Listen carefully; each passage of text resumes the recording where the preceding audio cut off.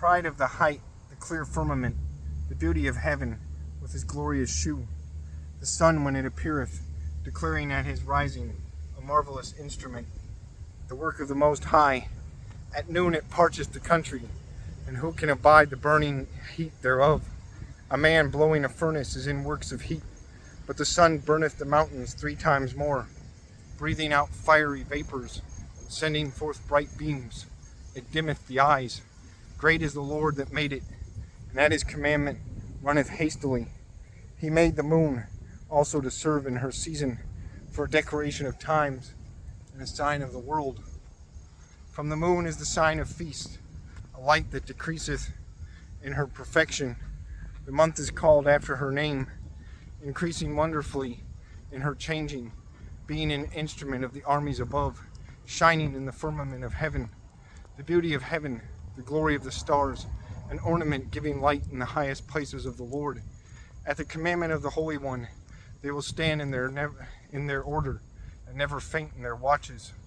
Look upon the rainbow, and praise him that made it. Very beautiful it is, in the brightness thereof.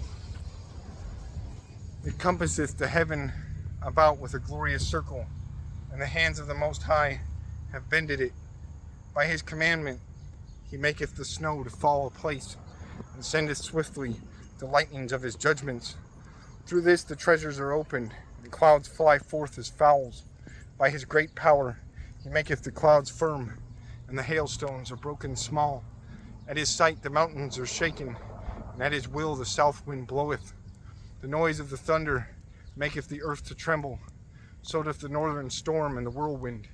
As birds flying he scattereth the snow, and the falling down thereof is as the lighting of grasshoppers.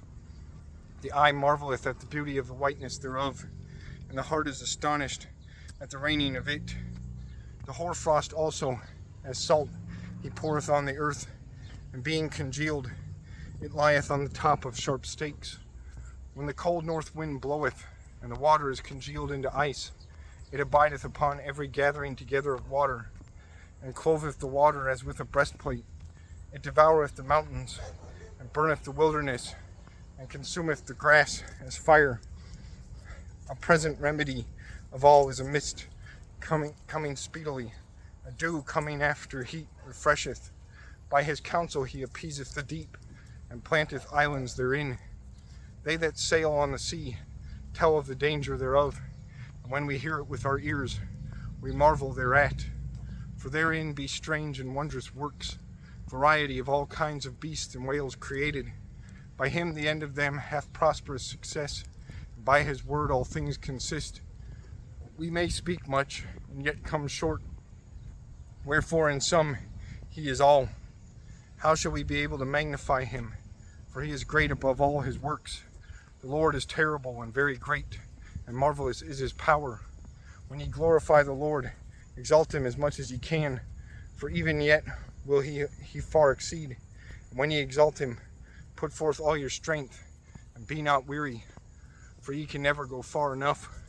Who hath seen him, that he might tell us? And who can magnify him, as he is? There are yet hid greater things than these be, for we have seen but a few of his works. For the Lord hath made all things, and to the godly hath he given wisdom.